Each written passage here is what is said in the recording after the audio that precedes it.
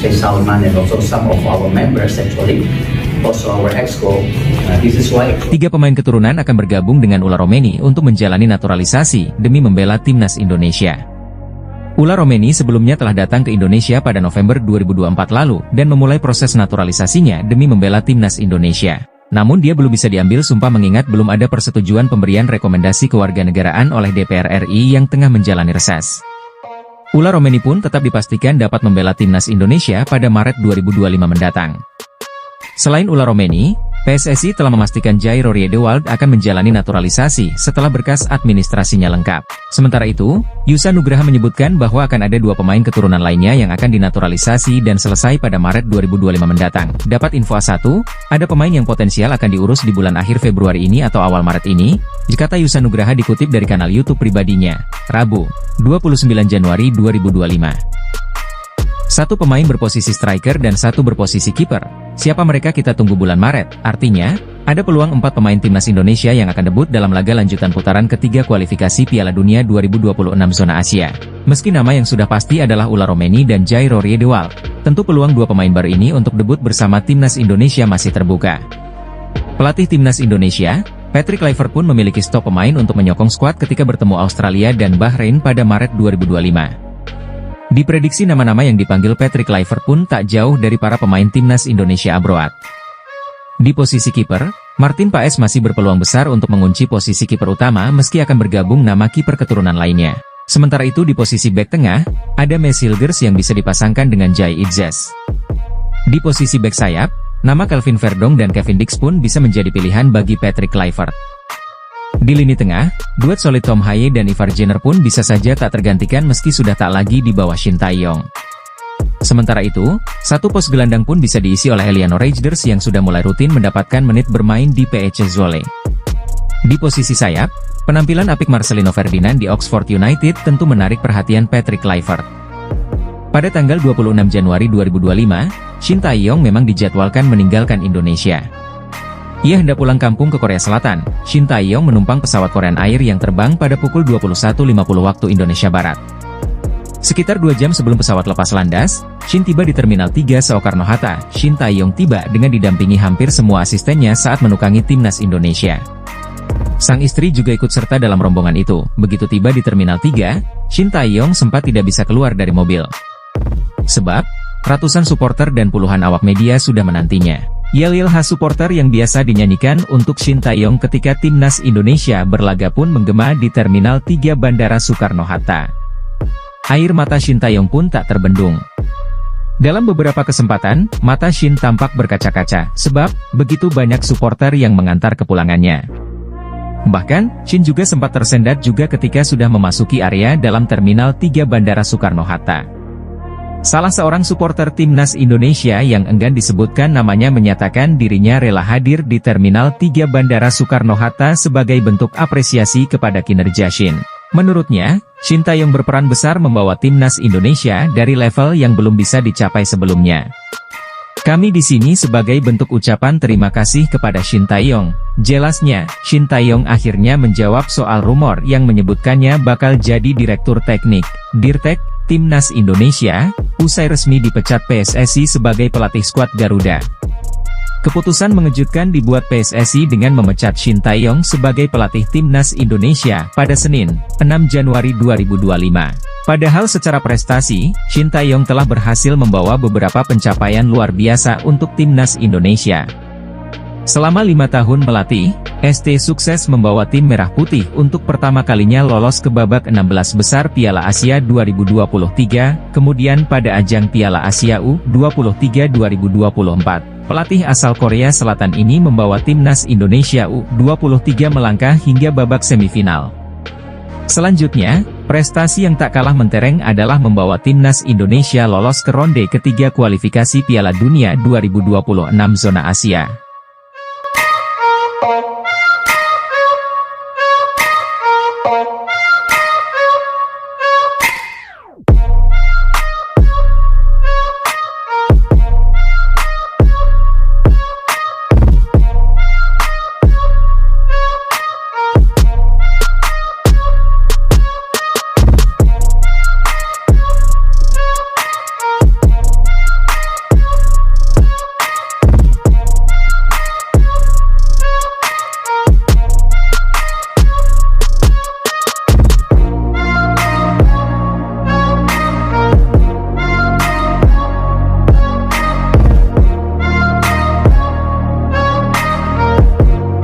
Kepastian ini diungkap Erick Thohir melalui unggahan Instagram pribadinya. Orang nomor 1 di PSSI itu berada di Belanda untuk bertemu dengan para pemain diaspora Timnas Indonesia, Selasa, 28 Januari 2025, waktu setempat. Erick Thohir sebelumnya mengunggah foto bertemu dengan pelatih anyar Timnas Indonesia Patrick Kluivert. Tak hanya Patrick Kluivert, tetapi ia juga bertemu dengan Alex Pastoor dan Denny Lanzaat. Pria yang juga menjabat sebagai Menteri BUMN tersebut juga telah memberikan jersey anyar Timnas Indonesia ke Patrick Kluivert. Setelah bertemu dengan tim kepelatihan skuad Garuda, mantan pemilik Inter Milan itu pun menunjukkan foto bersama beberapa pemain Timnas Indonesia yang berkarier di Belanda dan Belgia. Erick Thohir membagikan foto bersama Tom Haye, Mees Hilgers, Kelvin Verdong, Ragnar Oratmangoen, Sandy Walsh, dan Eliano Reijnders. Pria berusia 54 tahun tersebut mengatakan bahwa sebelumnya ia telah bertemu dengan para pemain Timnas Indonesia yang main di tanah air. Saat ini, ia bertemu dengan para pemain yang berkarier di Belanda. Erick Thohir mengungkapkan apa saja yang dilakukan saat bertemu dengan para pemain ini. Setelah bertemu dengan pemain Timnas yang bermain di Indonesia beberapa waktu lalu, ia ujar Erick Thohir sebagaimana dikutip bolasport.com dari Instagram pribadinya, Rabu, 29 Januari 2025. Saya makan malam dengan para pemain Timnas Indonesia yang bermain di Eropa. Ia ucapnya, saat makan malam bersama Tom Haye dan kawan-kawan, Erick mengungkapkan ada beberapa hal yang didiskusikan. Ia mengaku mendengarkan masukan dari para pemain buat Timnas Indonesia ke depannya. Kami berdiskusi dan mendengarkan masukan-masukan untuk Timnas Indonesia, kata Erick. Mantan Ketua Komite Olimpiade Indonesia ini juga mengaku bahwa para pemain Timnas Indonesia ini sangat percaya diri. Menurutnya, mereka optimistis skuad Garuda bakal bisa tampil di panggung dunia. Tentu saja rasa optimistis ini karena Timnas Indonesia memang memiliki peluang besar. Tim Merah Putih saat ini masih menyisakan 4 pertandingan di putaran ketiga kualifikasi Piala Dunia 2026 zona Asia. Jai Itzes dan kawan-kawan menempati peringkat ketiga klasemen sementara grup C dengan mengemas 6 poin. Mereka hanya beda 1 poin dari Australia yang berada di posisi kedua klasemen grup C. Untuk itu, peluang lolos ke Piala Dunia 2026 masih besar, sehingga para pemain pun cukup percaya diri bisa tampil di panggung dunia. Walaupun demikian, perjuangan tak akan mudah karena Timnas Indonesia masih memiliki 4 laga sisa melawan Australia, Bahrain, Cina, dan Jepang. Terdekat, skuad Garuda bakal menghadapi Australia dan Bahrain pada Maret 2025 mendatang. Kami semua optimistis Timnas Indonesia bisa memberikan yang terbaik untuk bisa tampil di panggung dunia. Tutur Erick. Apabila mereka meraih hasil maksimal dalam 4 laga sisa ini, bukan tak mungkin skuad Garuda lolos langsung ke Piala Dunia 2026 dari pintu ronde ketiga. Namun, tim Merah Putih juga harus selalu waspada karena 3 tim di bawahnya, yakni Arab Saudi, Bahrain, dan Cina, sama-sama memiliki 6 poin. Timnas Indonesia segera launching 2 bintang di 2 pos krusial selain Ula Romeni dan Jairo Riedewald. Satu nama di luar dugaan, Timnas Indonesia belum lama ini dikabarkan bakal segera menaturalisasi 2 nama bintang selain Ula Romeni dan Jairo Riedewald. 2 nama yang dikabarkan bakal susul Ula Romeni dan Jairo Riedewald untuk dinaturalisasi Timnas Indonesia ialah penjaga gawang dan penyerang tengah. Kabar itu disampaikan langsung oleh mantan pemain Persis Solo yang kini acap kali membantu PSSI dalam menemukan talenta pemain keturunan di negeri kincir angin, Yusa Nugraha dalam bocorannya. Yusa Nugraha menyebutkan jika ada info A1 dari orang dalam PSSI terkait 2 kandidat pemain yang bakal segera dinaturalisasi Timnas Indonesia. Meski tak menyebutkan nama, Yusa Nugraha mengatakan jika 2 posisi krusial yang akan segera dinaturalisasi menyusul Ula Romeni dan Jairo Riedewald adalah pos penjaga gawang dan juga penyerang tengah. Keduanya bakal segera urus berkas dan segala macam dokumen yang dibutuhkan pada akhir Februari atau awal Maret 2025. Ada lagi pemain lain, di luar Ula Romeni dan Jairo Riedewald, yang akan tiba pada Maret 2025. Ini info A1 ada yang cerita ke aku. Ini info dari orang PSSI. Ada 2 nama lain yang akan diurus Februari atau awal Maret 2025. Pemain ini berposisi di posisi striker dan satunya lagi berposisi di posisi penjaga gawang. Dari info yang aku dapat, ada 4 pemain lagi yang akan join ke Timnas Indonesia, termasuk Ula dan Jairo. Ujar Yusa Nugraha dalam podcast di kanal YouTube pribadinya, Selasa, 28 Januari 2025.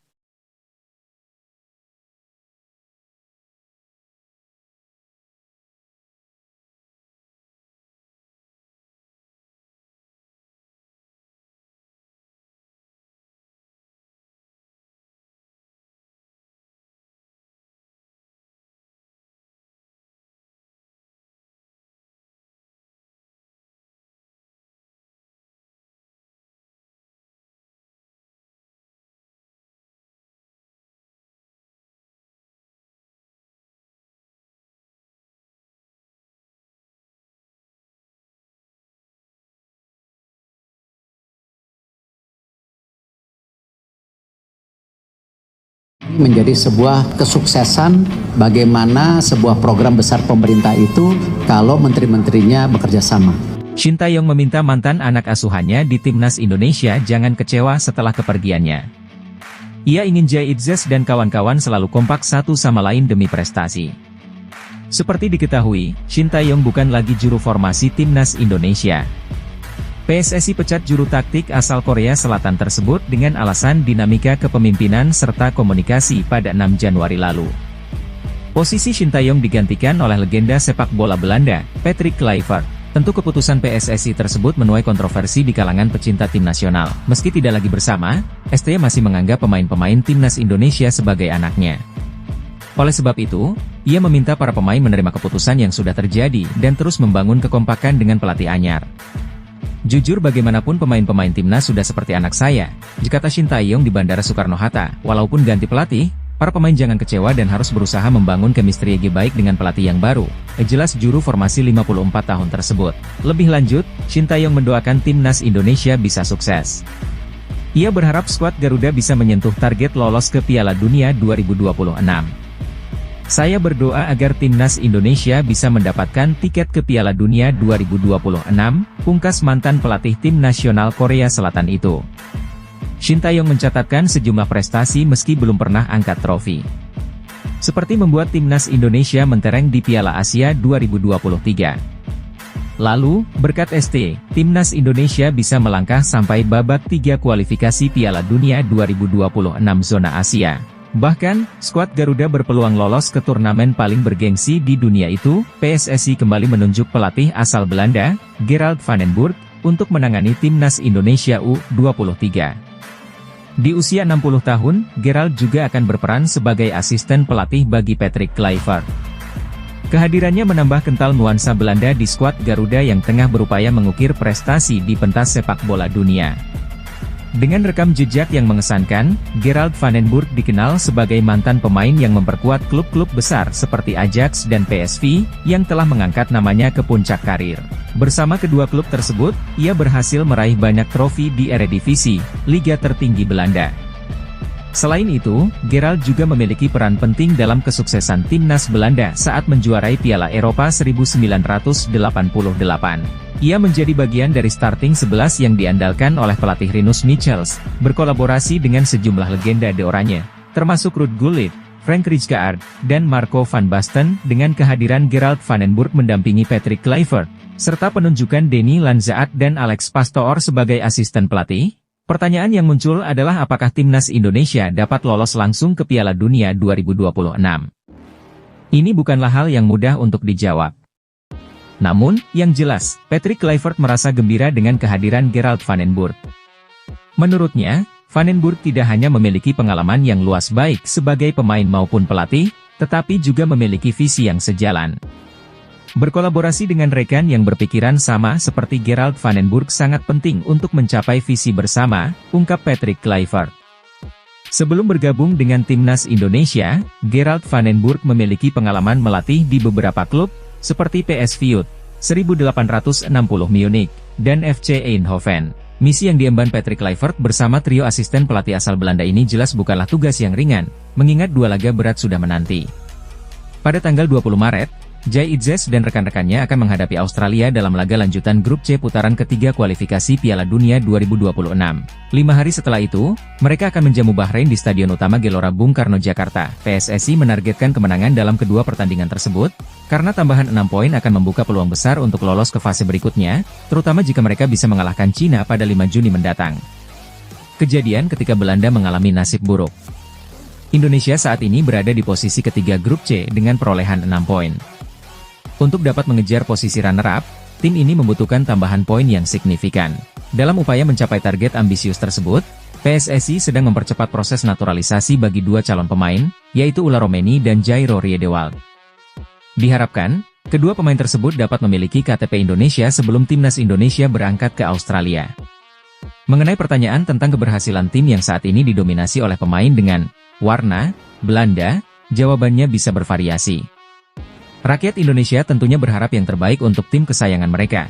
terutama karena impian untuk tampil di kompetisi FIFA yang bergengsi kini semakin dekat. Namun, jika melihat ke belakang, terdapat beberapa momen penting di mana Belanda tidak mendapatkan keberuntungan meskipun harapan mereka sangat tinggi. Apa saja momen-momen tersebut? Setelah lama tidak berpartisipasi di Piala Dunia, timnas Belanda kembali tampil pada edisi 1974. Ini merupakan penampilan ketiga mereka setelah Piala Dunia 1934 dan 1938. Turnamen kali ini diselenggarakan di Jerman Barat, di mana Belanda hadir dengan skuad terbaik, termasuk sang pangeran, Johan Cruyff dan pelatih legendaris Rinus Michels. Johan Cruyff dan rekan-rekannya menunjukkan performa yang sangat mengesankan dan menawan. Di babak final, mereka harus menghadapi tuan rumah, Jerman Barat. Tim Belanda jelas lebih diunggulkan, tidak hanya karena memiliki pemain berkualitas di setiap posisi, tetapi juga karena mereka mengusung gaya permainan revolusioner yang dikenal sebagai total football. Namun, apa yang terjadi selanjutnya sangat menyedihkan bagi mereka. Belanda harus menerima kenyataan pahit dengan kalah 1-2 dari Jerman, meskipun mereka sempat memimpin lebih dulu berkat gol cepat dari Johannes Neeskens hanya 2 menit setelah pertandingan dimulai. Hingga saat ini, nasib buruk seolah terus menghantui timnas Belanda. Meskipun dikenal sebagai salah satu negara yang tak henti-hentinya melahirkan bakat-bakat muda, Belanda hingga kini belum pernah meraih gelar juara Piala Dunia. Manchester United memiliki harapan yang tinggi terhadap Louis van Gaal setelah mereka memecat David Moyes dari posisi pelatih. Louis van Gaal menjabat sebagai pelatih Setan Merah selama 2 tahun, dari 2014 hingga 2016, dengan target untuk mengembalikan kejayaan Premier League seperti yang pernah dicapai oleh Sir Alex Ferguson. Namun, selama 2 musim kepemimpinannya, ia tidak berhasil memenuhi ekspektasi tersebut dan akhirnya dipecat pada Mei 2016. Sebenarnya, Louis van Gaal telah melakukan berbagai upaya untuk meraih gelar Premier League, salah satunya dengan mendatangkan mantan anak buahnya di timnas Belanda, seperti Memphis Depay dan Daley Blind. Dengan harga yang cukup tinggi, ia berharap kedua pemain tersebut dapat meningkatkan performa tim. Sayangnya, meskipun memiliki kedua pemain yang tampil cemerlang di Piala Dunia 2014, Louis van Gaal hanya mampu memberikan 1 trofi untuk Manchester United, yaitu FA Cup. Shin Tae-yong nyaris menitikan air matanya ketika mendapat sambutan dari ratusan supporter timnas Indonesia di Bandara Soekarno-Hatta, Tangerang, Minggu, 26 Januari 2025, malam waktu Indonesia Barat. Pada tanggal 26 Januari 2025, Shin Tae-yong memang dijadwalkan meninggalkan Indonesia. Ia hendak pulang kampung ke Korea Selatan. Shin Tae-yong menumpang pesawat Korean Air yang terbang pada pukul 21.50 waktu Indonesia Barat. Sekitar 2 jam sebelum pesawat lepas landas, Shin tiba di Terminal 3 Soekarno-Hatta. Shin Tae-yong tiba dengan didampingi hampir semua asistennya saat menukangi timnas Indonesia. Sang istri juga ikut serta dalam rombongan itu. Begitu tiba di Terminal 3, Shin Tae-yong sempat tidak bisa keluar dari mobil. Sebab, ratusan supporter dan puluhan awak media sudah menantinya. Yel-yel khas supporter yang biasa dinyanyikan untuk Shin Tae-yong ketika timnas Indonesia berlaga pun menggema di Terminal 3 Bandara Soekarno-Hatta. Air mata Shin Tae-yong pun tak terbendung. Dalam beberapa kesempatan, mata Shin tampak berkaca-kaca, sebab begitu banyak supporter yang mengantar kepulangannya. Bahkan, Shin juga sempat tersendat juga ketika sudah memasuki area dalam Terminal 3 Bandara Soekarno-Hatta.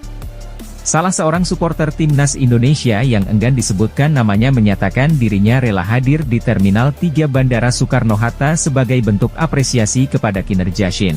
Menurutnya, Shin Tae-yong berperan besar membawa timnas Indonesia dari level yang belum bisa dicapai sebelumnya. Kami di sini sebagai bentuk ucapan terima kasih kepada Shin Tae-yong. Jelasnya, Shin Tae-yong akhirnya menjawab soal rumor yang menyebutkannya bakal jadi Direktur Teknik, Dirtek, Timnas Indonesia, usai resmi dipecat PSSI sebagai pelatih skuad Garuda. Keputusan mengejutkan dibuat PSSI dengan memecat Shin Tae-yong sebagai pelatih Timnas Indonesia pada Senin, 6 Januari 2025. Padahal secara prestasi, Shin Tae-yong telah berhasil membawa beberapa pencapaian luar biasa untuk timnas Indonesia. Selama 5 tahun melatih, ST sukses membawa tim Merah Putih untuk pertama kalinya lolos ke babak 16 besar Piala Asia 2023, kemudian pada ajang Piala Asia U23 2024. Pelatih asal Korea Selatan ini membawa timnas Indonesia U23 melangkah hingga babak semifinal.